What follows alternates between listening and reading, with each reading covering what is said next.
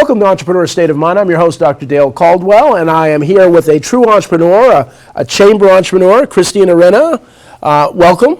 Thank you so much for having me. I so appreciate it. Well, Christina, I've been getting to know you over the last, since you took over, and she is running the South Jersey Chamber. She's the president and CEO, and you've been doing some really, really dynamic stuff. But before we get there, I always like to find out about where did you grow up, and how did you end up getting to the chamber?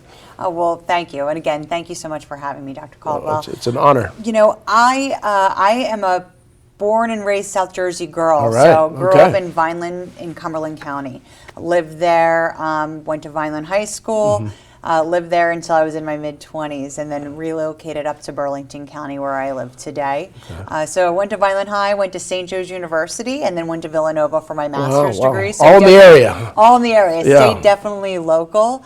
And then started out. My background's actually in politics, believe it or not. Okay. So I'm sorry to most people that hate politics these days. I completely understand that. My background's actually in politics, and I started working. Were you a political science major in college? Political science Were you major. really? Wow. I Oh my goodness. Okay. I was. I was one of those rare breeds that knew what I wanted to go to college for, did it, and then actually worked in that field. Did you do law school? Were you thinking of law school? I was thinking of law school. Ended up not doing it because I went and got my master's in public administration. Okay, great, wonderful. With a minor in city management. Okay. So that my mind was definitely more policy driven. I contemplated it. I was actually looking at Rutgers Camden here, and was very close to applying. And then next thing you know, you meet a guy and you end up thinking you may get married. And then 15 years later, here we are. There you are. Excellent. That all worked out well. But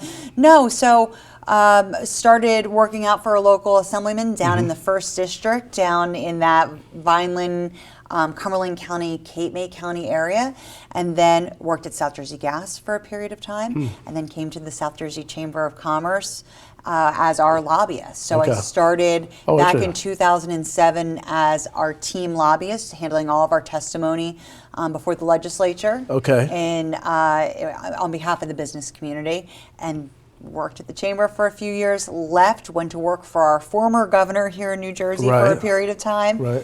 Then as soon as that time was done, came back to the chamber, and here I am today as president and CEO. But see, that experience, actually, I got my MBA at Wharton, but my first job before I started at Deloitte, actually it was Tufts Ross in Newark, was in Senator Lautenberg's office in Camden. Yep. And I still, those connections, some of the same people. Great connections, great experience. It really is. Really eye-opening to not just the political landscape, but the community around us. Yeah, it really is just great experience. So you were at the chamber. Yep. And you worked in government. So we have some young people watching. People of all genders and backgrounds. And so when you work in a governor's office, is that something you'd recommend for folks, or as young people coming up, or what's that like? I tell young people all the time, I'll be asked to speak to college classes, political science classes, or even high school classes. People think, to your point, you have to go to law school. And I say, no, you don't have to go to law school to have a successful career in public policy and politics. And here are the reasons why. But I've had young men, young women say to me, I have an opportunity to intern in the governor's office, or not just here in New Jersey, in other states as well. But maybe my political beliefs at this, let's say 21 years old, don't align. I said, doesn't matter. Right, exactly. This is such an enriching, eye-opening experience, getting a front row seat to how state government works. You may not agree with everything the elected official that you're interning with, or maybe have an entry-level job believes in, but man, you're going to figure out how to navigate state government, where to go, what kinds of programs exist to help everyone from the homeless to a small business on Main Street and everyone in between. So it's a completely invaluable experience. And to be honest with you, in my 23-year career at this point, I will never forget those 4 years in the governor's office, and would never change them for anything in the world, believe it or not. So. Yeah, and I was Deputy Commissioner of the Department of Community Affairs, working with Susan Bass-Levin years ago. And who's the best, by the way? Yeah, Susan was great, and she promoted me in 6 months, and they say she's tough, and she's a but chamber she's member as well. She's a chamber member, Absolutely. but Susan was fair. And one of the things that I suspect you learn in government is that if people ask you to do something, do it, give it to them early, and they'll love you. That's exactly People right. used to 'Cause give her that's stuff such a late. rarity, Yeah, it's Dale. such a rare. Such a People would rarity. give her stuff late, and she'd get upset. And I said, "Why are you giving it late?" And so it's a real interesting lesson. But it serves you well no matter what you do. And so you were at the chamber, and then you got selected to be the CEO 3 years ago. Yeah, right before the pandemic hit. Okay. So Okay. January of 2020 Wow. was my start date in this role, in this capacity, and obviously did not necessarily go the way I thought it was going to go. So your but predecessor had some connection with God to know that this is the time to leave. So. I joke with her all the time, and she is my mentor. She is my mentor, and we're still good friends to this day. But I joke to her all the time. I say, "What did you know that I didn't?" Yeah, exactly. You are one smart cookie, because what a doozy it was for all of us. Yeah. For all of Yeah. us. But definitely, I was 38 years old when I took over the South Jersey Chamber of Commerce. Had all these grand plans, and then we obviously had to hit the pause button and really focus on how we could make sure the business community, the nonprofits here in South Jersey and across the state, had the resources they needed to survive, because everyone was just scrambling, right? No one knew what to do, including us. So Right. we were all kind of in it together, learning and figuring it out. And that's why we decided at the South Jersey Chamber, which we were just talking about earlier, we decided to open our doors up to anyone who needed help. So you didn't have to be a dues paying wonderful, member. wonderful. We are here to be a part of the community.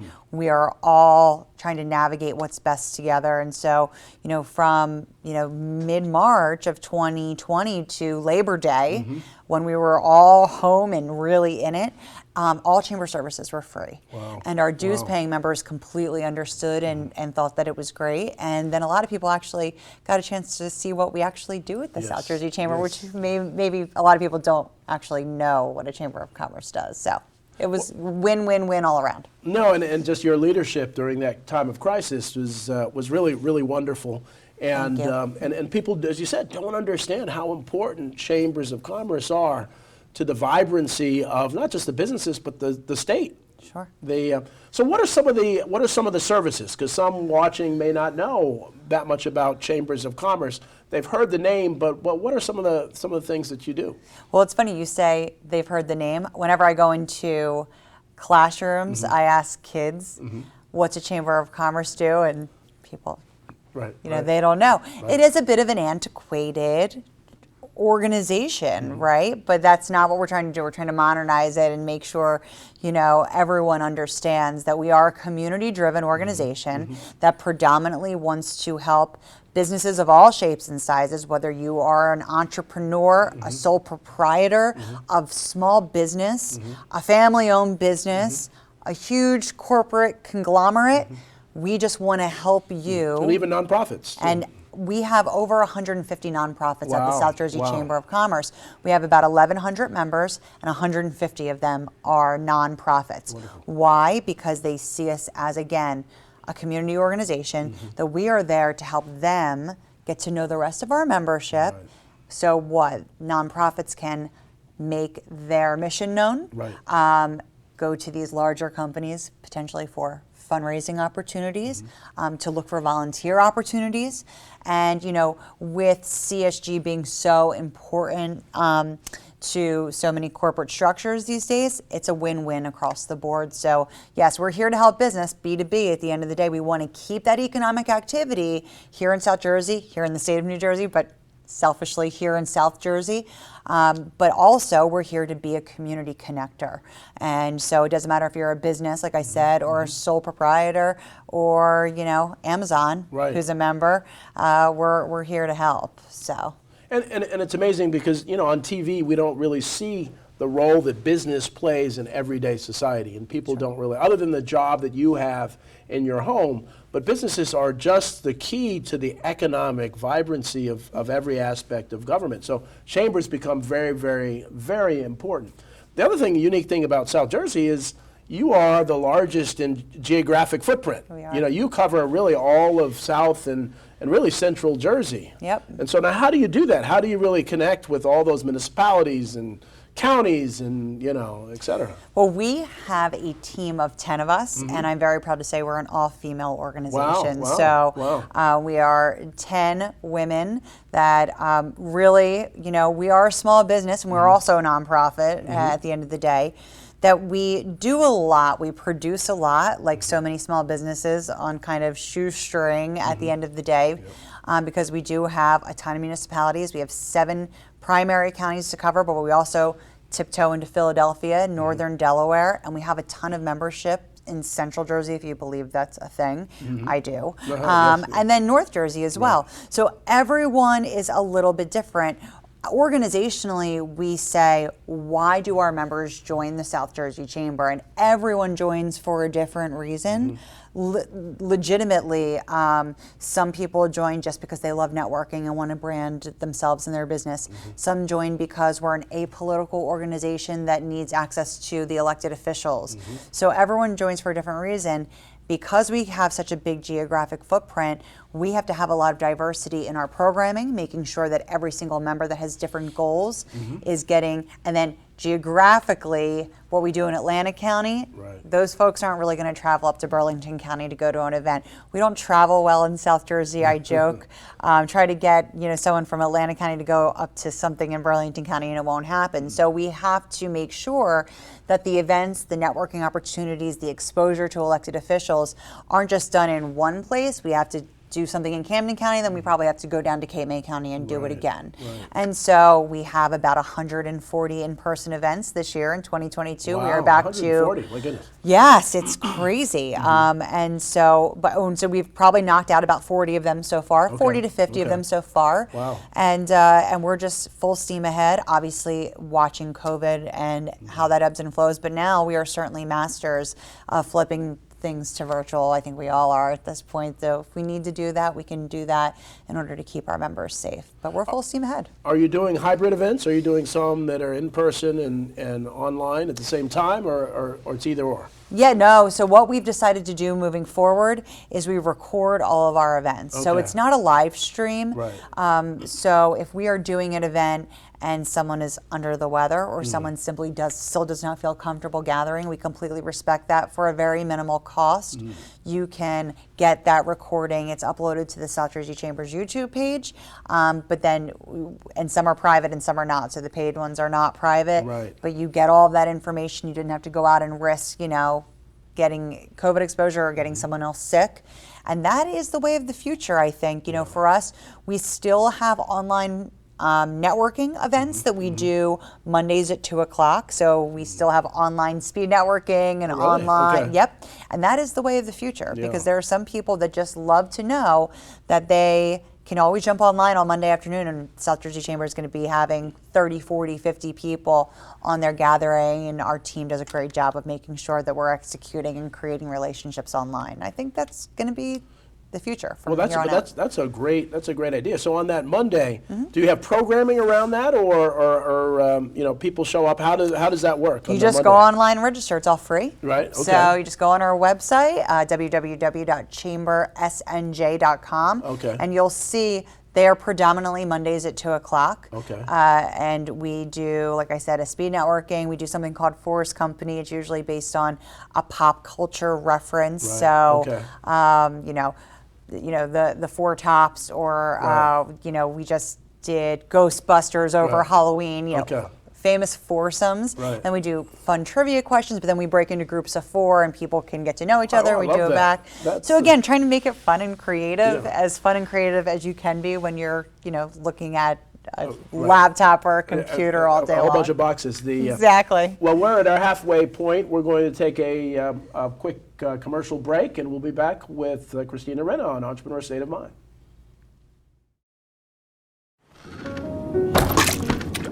I feel bad for kicking your seat on purpose. I'm sorry for mansplaining. That's when a man... I know what it is. We should have just told you it's a boy. I wish you didn't have to hear all that. Sorry I called you Karen. That's my name. Sorry your name is Karen. I promise I will not eat any more of your friends. Really? Okay, it might happen one more time.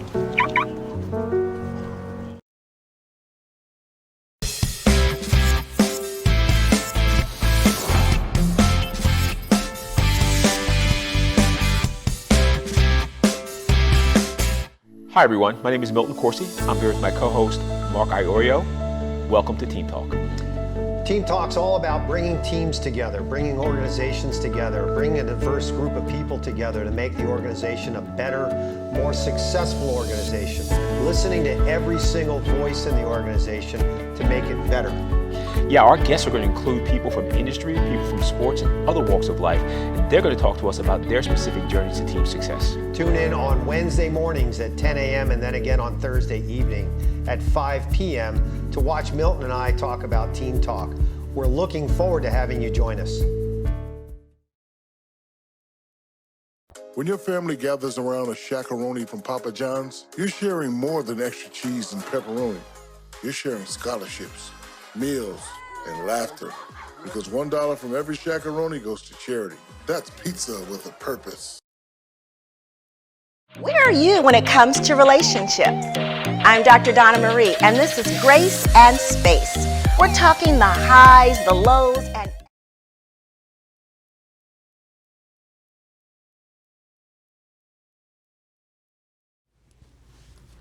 Welcome back to Entrepreneur State of Mind. I'm your host, Dr. Dale Caldwell, with Christina Renna from the South Jersey Chamber of Commerce, or the Chamber of Commerce of Southern New Jersey is the official.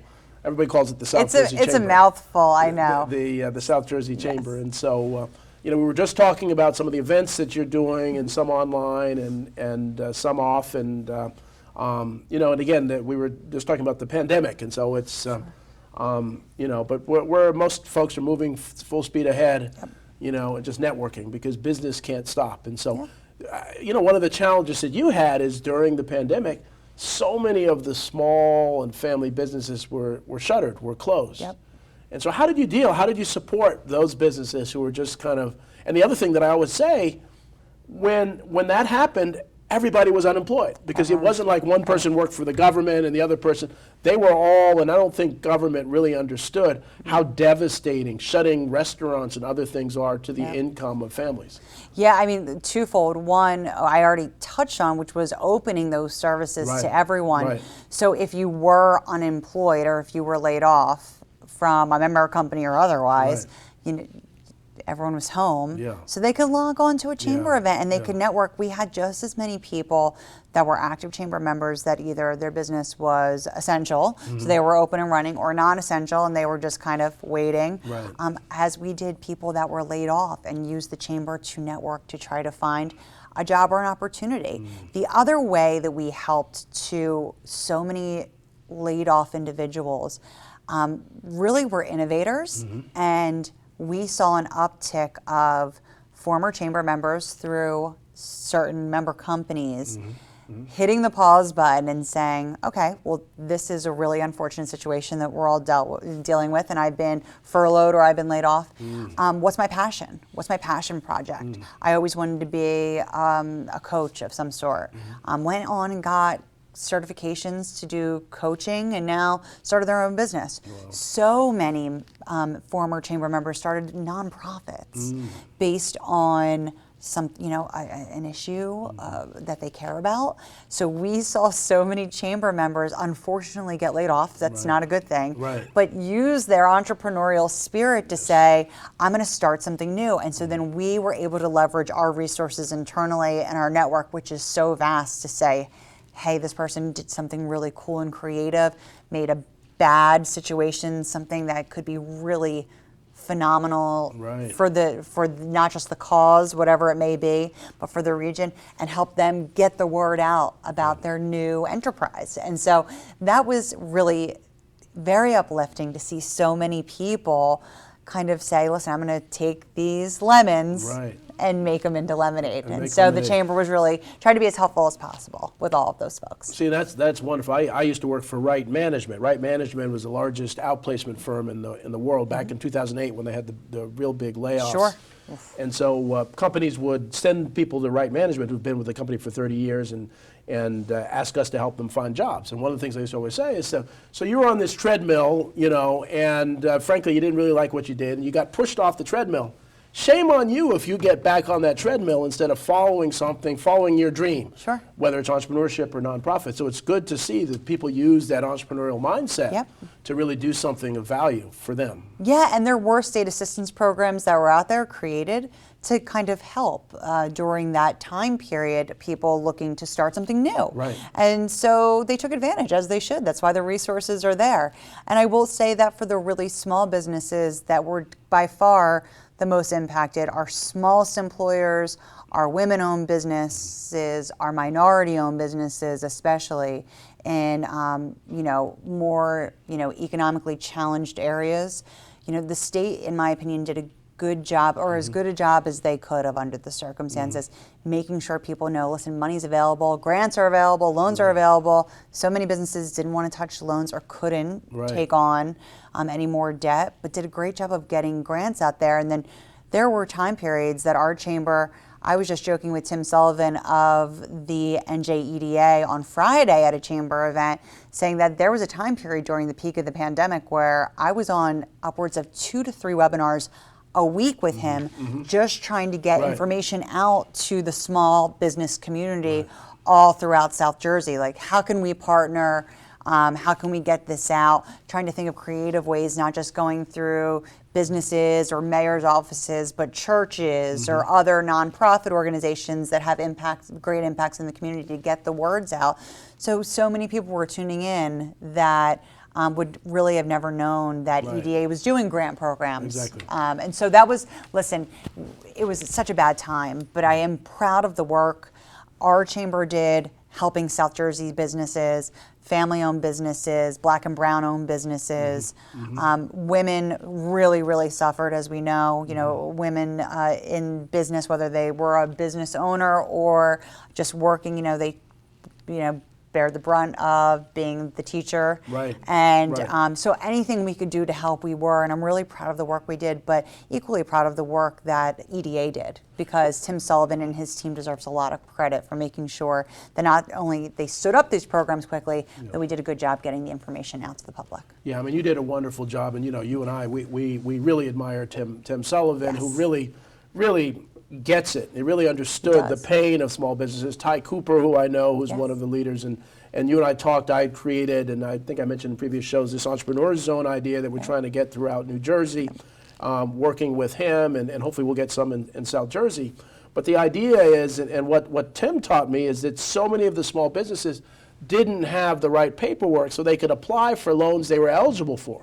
So the idea of this Entrepreneur Zone is to maybe get a consultant, SBDC, to really help them digitize some of that stuff, because so many, I was amazed how many businesses just couldn't apply because they just did not have the paperwork ready. And I know you've helped them with that, and others have, but that's so important. Yeah, so many, if you're a small employer, it can be overwhelming. That's why people shy away from becoming an entrepreneur. I think that they are just intimidated by the processes that they need, whether it is special certifications, making sure you're registered with the federal government, making sure you're registered with the state government.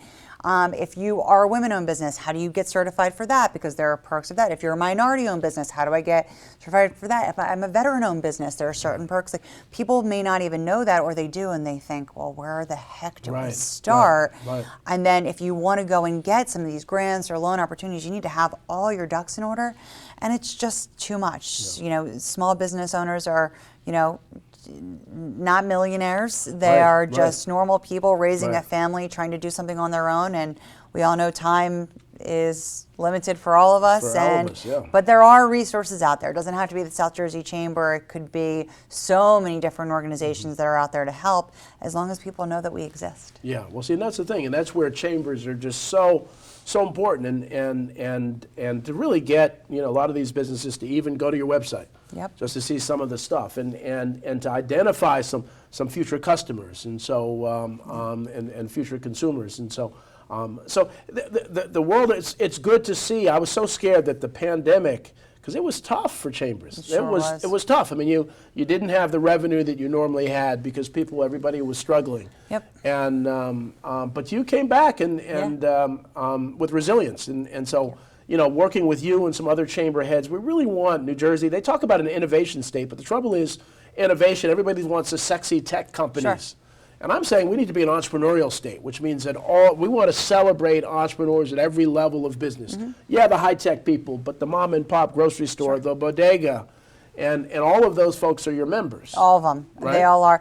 There's a few buzzwords in government. We go through waves all the time. In politics, it doesn't matter who's in office, doesn't matter what political party, we go through buzzwords, right? Our buzzwords here in New Jersey is innovation, the innovation economy. But what does that actually mean? Exactly. Are you a tech startup? Because it's so many people that's the only definition that would fit. That would qualify, right? That's not the case, right? Affordability is another one. What does it mean that we need to make New Jersey more affordable? Can we, that could be anything from lowering taxes to lowering, there's a consolidating school districts, municipalities, whatever it is. So the innovation piece is something that I think Governor Murphy's done a really good job of highlighting the need for kind of switching from a focus on big businesses that had been the focus here in New Jersey to more of grassroots, Main Street innovation, entrepreneurial spirit, and has created several programs to help get those innovators off the ground. But again, if you're an innovator and you don't know where to find these resources, then what's the purpose of having them? And again, that separation there is always the stumbling block. It's always a stumbling block. Well, our time goes so quickly, so we're at the end of the time. And so just want to thank Christina Renna. Of course. She is a star. What's the website again? www.chambersnj.com. Okay. And so please just check it out. They're doing some amazing stuff. They have some amazing programs. You heard about the networking program. Shame on you if you don't take advantage of that. So I want to thank you all for watching Entrepreneur State of Mind. We will see you next week. Thank you. Christina.